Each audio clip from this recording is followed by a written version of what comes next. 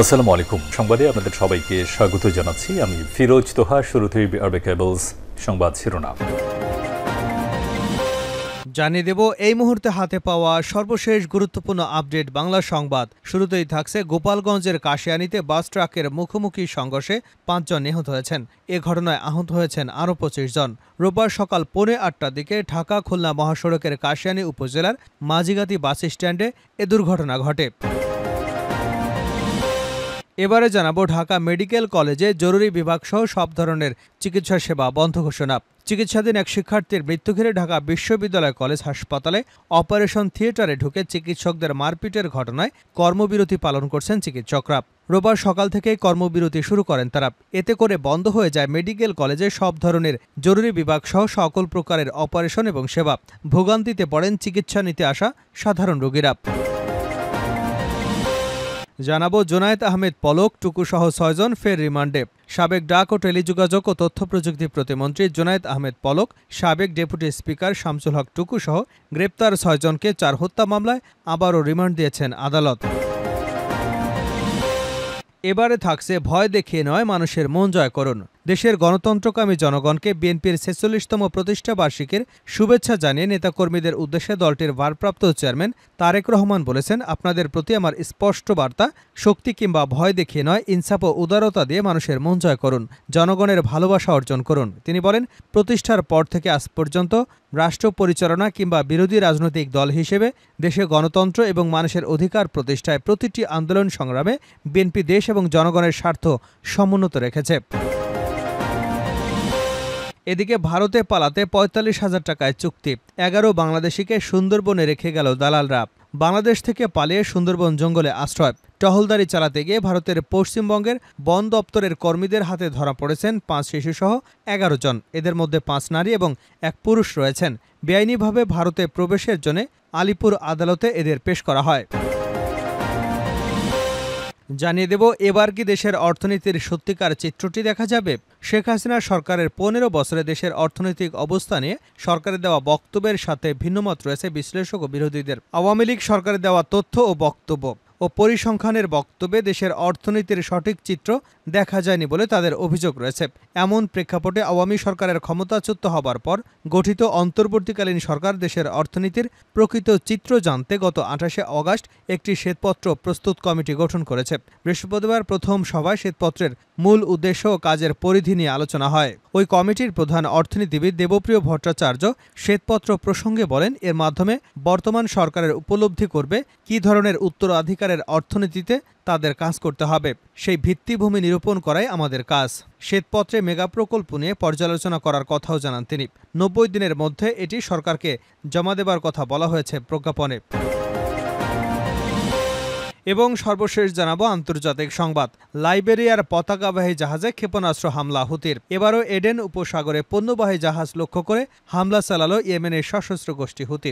লাইবেরিয়ার পতাকাবাহী জাহাজ এমবি গ্রোটন লক্ষ্য করে ২টি মিসাইল ছোড়া হয়। রোববার এক প্রতিবেদনে ভয়েস অব আমেরিকা এ তথ্য জানিয়েছে। এতক্ষণ শিরোনাম শুনছিলেন, এবার বিস্তারিত। প্রিয় দর্শক, আপনি যদি এই চ্যানেলে নতুন হয়ে থাকেন, ভিডিওটি দেখতে দেখতে চ্যানেলটি সাবস্ক্রাইব করে আমাদের সঙ্গে থাকুন। আর এই ভিডিও সম্পর্কে আপনি আপনার মূল্যবান মতামতটি কমেন্ট বক্সে জানিয়ে দিন। আর হ্যাঁ প্রিয় দর্শক, জানিয়ে দিন ভিডিওটি কোথা থেকে দেখছেন। গোপালগঞ্জে বাস ট্রাক সংঘর্ষে ঝরল ৫ প্রাণ। গোপালগঞ্জের কাশিয়ানীতে বাস ট্রাকের মুখোমুখি সংঘর্ষে ৫ জন নিহত হয়েছেন। এ ঘটনায় আহত হয়েছে অন্তত ২৫ জন। আজ রবিবার সকাল ৫:৩০টার দিকে খুলনা মহাসড়কের কাশিয়ানী উপজেলার মাঝিগাতি বাস স্ট্যান্ড এলাকায় দুর্ঘটনাটি ঘটে। ভাঙা হাইওয়ে থানার উপপরিদর্শক আব্দুলাহেল বাকি জানিয়েছেন, খুলনা থেকে ছেড়ে আসা ঢাকাগামী ইমাদ পরিবহনের একটি বাস ঘটনাস্থলে পৌঁছলে বিপরীত দিক থেকে আসা আরেকটি ট্রাকের সঙ্গে মুখোমুখি সংঘর্ষ হয়। এতে ঘটনাস্থলে ৫ জন নিহত হয়েছেন। আরও আহত হয়েছেন অন্তত ২৫ জন। আহতদের মুকসুদপুর ও কাশিয়ানী উপজেলা হাসপাতালে চিকিৎসার জন্য ভর্তি করা হয়েছে। ঢাকা মেডিকেল কলেজে জরুরি বিভাগ সহ সব ধরনের চিকিৎসা সেবা বন্ধ। চিকিৎসাধীন এক শিক্ষার্থীর মৃত্যু ঘিরে ঢাকা মেডিকেল কলেজ হাসপাতালে অপারেশন থিয়েটারে ঢুকে চিকিৎসকদের মারপিটের ঘটনায় কর্মবিরতি পালন করছেন চিকিৎসকরা। রোববার সকাল থেকেই কর্মবিরতি শুরু করেছেন তারা। এতে করে বন্ধ হয়ে যায় ঢাকা বিশ্ববিদ্যালয়ের সব ধরনের জরুরি বিভাগ সহ সব ধরনের অপারেশন এবং চিকিৎসা সেবা। ভোগান্তিতে পড়েন চিকিৎসা নিতে আসা রোগীরা। এর আগে শনিবার রাত 12টার দিকে চিকিৎসায় অবহেলার অভিযোগে নিউরোসার্জারি বিভাগের 3 চিকিৎসককে মারধরের ঘটনা ঘটে। এতে অন্তত 5 জন আহত হয়েছেন বলে জানা গেছে। এ ঘটনায় দোষীদের সিসিটিভি ফুটেজ দেখে শনাক্ত করে গ্রেপ্তারের আলটিমেটাম দেন চিকিৎসকরা। অন্যথায় 24 ঘন্টার পর তারা কর্মবিরতিতে যাবেন বলে ঘোষণা দেওয়া হয়। এদিকে ঢাকা মেডিকেল কলেজ হাসপাতালে চিকিৎসকদের উপর হামলার ঘটনায় তীব্র নিন্দা ও প্রতিবাদ জানিয়েছে post graduate private training doctors association of বাংলাদেশের স্বাস্থ্যসেবা সংস্কার পরিষদ। শনিবার রাতে এক যৌথ বিবৃতিতে বলা হয়, আগামী 48 ঘন্টার মধ্যে চিকিৎসকদের উপর হামলার ঘটনার বিচার বিভাগীয় তদন্ত নিশ্চিত করে দোষীদের আইনের আওতায় আনা না হলে এবং চিকিৎসকদের সুরক্ষা আইন বাস্তবায়ন করা না হলে ইমার্জেন্সি অপারেশন, চিকিৎসা ছাড়া সকল প্রকার অপারেশন এবং সব সেবা অনির্দিষ্টকালের জন্য বন্ধ ঘোষণা করা হবে। রাজধানীর ক্যান্টনমেন্ট এলাকায় মোটরসাইকেল দুর্ঘটনায় আহত হয়ে ঢাকা মেডিকেল কলেজের চিকিৎসাধীন অবস্থায় শনিবার আহসান হক দীপ্ত 23 নামের এক শিক্ষার্থীর মৃত্যু হয়। তিনি বাংলাদেশ ইউনিভার্সিটি অব বিজনেস টেকনোলজির ছাত্র ছিলেন। ওই শিক্ষার্থীর মৃত্যুতে চিকিৎসায় অবহেলার অভিযোগ তুলে ঢামেকে এক চিকিৎসককে মারধরের ঘটনা ঘটে। এ ঘটনায় বিকেল থেকে রাত পর্যন্ত ঢামেকে উত্তেজনাকর পরিস্থিতি বিরাজ করে। জোনায়েদ আহমেদ পলক, টুকুসহ 6 জন আবারও রিমান্ডে। সাবেক ডাক ও টেলিযোগাযোগ ও তথ্য প্রযুক্তি প্রতিমন্ত্রী জোনায়েদ আহমেদ পলক, সাবেক ডেপুটি স্পিকার শামসুল হক টুকুসহ গ্রেপ্তার 6 জনকে 4 হত্যা মামলায় আবারও রিমান্ডে দিয়েছেন আদালত। অন্যরা হলেন সাবেক ক্রীড়া উপমন্ত্রী আরিফ খান জয়, আওয়ামী লীগের সাংগঠনিক সম্পাদক আহমেদ হোসেন, ঢাকা বিশ্ববিদ্যালয় ছাত্রলীগের সাধারণ সম্পাদক তানবীর হাসান সৈকত এবং চট্টগ্রাম বন্দরের সাবেক চেয়ারম্যান অবসরপ্রাপ্ত রিয়ার অ্যাডমিরাল মোহাম্মদ সোহাইল। রোববার সকাল 8:15টার দিকে ঢাকা মহানগরের হাকিম মইনুল ইসলাম এ আদেশ দেন বলে আদালতে কর্মরত একজন উপপরিদর্শক জানিয়েছেন। গত 19 জুলাই কোটার সংস্কার আন্দোলনের সময় বাড্ডার সুমন শিকদার 31 এবং ঢাকার সূত্রাপুরে শিক্ষার্থী ইকরাম হোসেন কাউসার ও ওমর ফারুকের মৃত্যুর ঘটনায় দায়ের হওয়া 2টি মামলায় পলককে 6 দিনের রিমান্ড দেওয়া হয়। ভয় দেখিয়ে নয়, মানুষের মন জয় করুন তারেক রহমান। দেশের গণতন্ত্রকামী জনগণকে বিএনপির 46তম প্রতিষ্ঠা বার্ষিকীর শুভেচ্ছা জানিয়ে নেতাকর্মীদের উদ্দেশ্যে দলটির ভারপ্রাপ্ত চেয়ারম্যান তারেক রহমান বলেছেন, আপনাদের প্রতি আমার স্পষ্ট বার্তা, শক্তি কিংবা ভয় দেখিয়ে নয়, ইনসাফ ও উদারতা দিয়ে মানুষের মন জয় করুন, জনগণের ভালোবাসা অর্জন করুন। তিনি বলেন, প্রতিষ্ঠার পর থেকে আজ পর্যন্ত রাষ্ট্র পরিচালনা কিংবা বিরোধী রাজনৈতিক দল হিসেবে দেশে গণতন্ত্র এবং মানুষের অধিকার প্রতিষ্ঠার প্রতিটি আন্দোলন সংগ্রামে বিএনপি দেশ এবং জনগণের স্বার্থ সমুন্নত রেখেছে। এ কারণেই শত প্রতিকূল পরিবেশ পেরিয়েও দেশের গণতন্ত্রকামী জনগণের কাছে স্বাধীনতার ঘোষক দল বিএনপি সবচেয়ে বেশি জনপ্রিয়।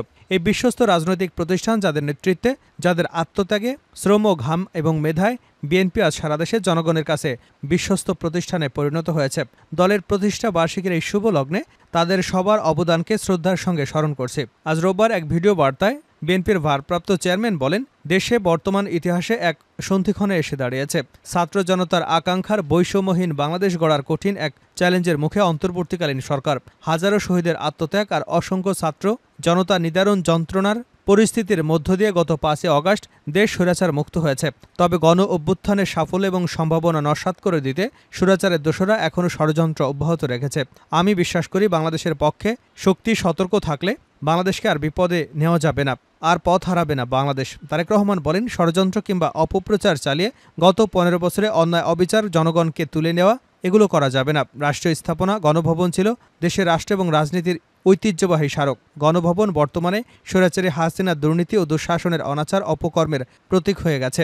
ইতিমধ্যেই বিভিন্ন মহল থেকে এই গণভবনকে গুম, খুন, অপহরণ এবং গণহত্যার মিউজিয়াম হিসেবে প্রতিষ্ঠার দাবি উঠেছে।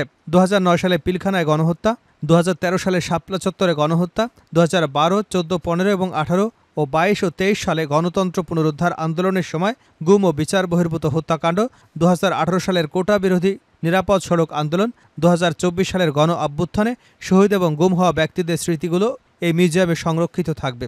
অবৈধ ক্ষমতায় থাকার জন্য বাংলাদেশে আর কোনো শাসক যাতে স্বৈরাচারী হাসিনার মতো বর্বরচিত পথে অনুসরণ করতে না পারে, ভবিষ্যৎ প্রজন্মের কাছে এই মিউজিয়ামের সেই বার্তায় বহন করবে। তিনি আরও বলেন, অন্তর্বর্তীকালীন সরকার যখন গণঅভ্যুত্থানের আকাঙ্ক্ষা বাস্তবায়নের পথে রয়েছে, এমন সময় হঠাৎ করেই চাপিয়ে দেওয়া বন্যা পরিস্থিতিতে দেশের পূর্বাঞ্চলে বিস্তৃত অঞ্চল গ্রাস করে নিয়েছে। বন্যার করাল গ্রাসে প্রায় 1 কোটি মানুষ কম বেশি ক্ষতিগ্রস্ত হয়েছেন, অনেক মানুষ মারা গেছেন, বিনষ্ট হয়েছে বহু সম্পদ। এমন পরিস্থিতিতে সাধ্যমতো বন্যার্তদের পাশে দাঁড়াতে বিএনপির প্রতিষ্ঠা বার্ষিকীর সকল কর্মসূচি বাতিল করেছে। ইতিমধ্যে কোনো কোনো এলাকায় বন্যার পানি কমতে শুরু করেছে। ফলে যারা বন্যায় ক্ষতিগ্রস্ত হয়েছেন এই মুহূর্তে তাদেরকে বন্যা পরিস্থিতির বিধ্বস্ত যারা হয়েছেন, যাদের ঘরবাড়ি ভেঙে গেছে, তাদের পুনর্বাসন প্রক্রিয়া ও বন্যা কবলিত পরিস্থিতি থেকেও কিছুটা মুক্তি দেওয়ার চেষ্টা করতে হবে। সুতরাং আপনারা বন্যায় ক্ষতিগ্রস্তদের প্রতি আপনাদের সহযোগিতা অব্যাহত রাখুন, সমন্বিতভাবে ক্ষতিগ্রস্তদের পাশে দাঁড়ান। বিশেষ করে যেসব পরিবারের নারী, শিশু, বৃদ্ধ কিংবা বৃদ্ধা রয়েছেন, অগ্রাধিকার ভিত্তিতে তাদের প্রতি সহায়তার হাত বাড়িয়ে দিন। সফলজনকভাবে বন্যা পুনর্বাসন প্রক্রিয়া সম্পন্ন করতে একজন নাগরিক হিসেবে সরকারি উদ্যোগ বাস্তবায়নেও সক্রিয় ভূমিকা রাখুন। ভারতে পালাতে ৪৫,০০০ টাকায় চুক্তি, ১১ বাংলাদেশকে সুন্দরবনে ফেলে রেখে গেল দালালরা। বাংলাদেশ থেকে পালিয়ে সুন্দরবনের জঙ্গলে আশ্রয়। টহলদারি চালাতে গিয়ে ভারতের পশ্চিমবঙ্গে বন দপ্তরের কর্মীদের হাতে ধরা পড়েছে ৫ শিশুসহ ১১ জন। এদের মধ্যে ৫ নারী এবং ১ পুরুষ রয়েছেন। বেআইনিভাবে ভারতে প্রবেশের জন্য আলিপুর আদালতে এদের পেশ করা হয়। জানা গেছে এদের সকলের বাড়ি বাংলাদেশের খুলনায়। সাবেক প্রধানমন্ত্রী শেখ হাসিনা দেশ ছেড়ে পালিয়ে যাবার পর তারা ভারতে পালানোর সিদ্ধান্ত নেন। অভিযোগ করে তারা জানান, পরিস্থিতি এমন জায়গায় পৌঁছায় যে দেশ ছাড়তে বাধ্য হন তারা। ভারতে আসতে চেয়ে এক দালালের শরণাপন্ন হন তারা। গ্রেপ্তার হওয়া এক বাংলাদেশি মহিলার অভিযোগ, দালালের সাথে ৪৫,০০০ টাকায় চুক্তি হয়, কিন্তু এপারে নিয়ে এসে দালাল তাদের জঙ্গলে ফেলে দিয়ে পালিয়ে যায়। শেষ পর্যন্ত টহলদারির সময় বন অধিদপ্তরের কর্মীদের নজরে পড়েন তারা। তাদের সকলকেই সুন্দরবন কোস্টাল থানার পুলিশের হাতে তুলে দেওয়া হয়। তাদের মধ্যে একজন পুরুষ ব্যক্তিকে হেফাজতে নিয়ে জিজ্ঞাসাবাদ করতে চাইছে পুলিশ।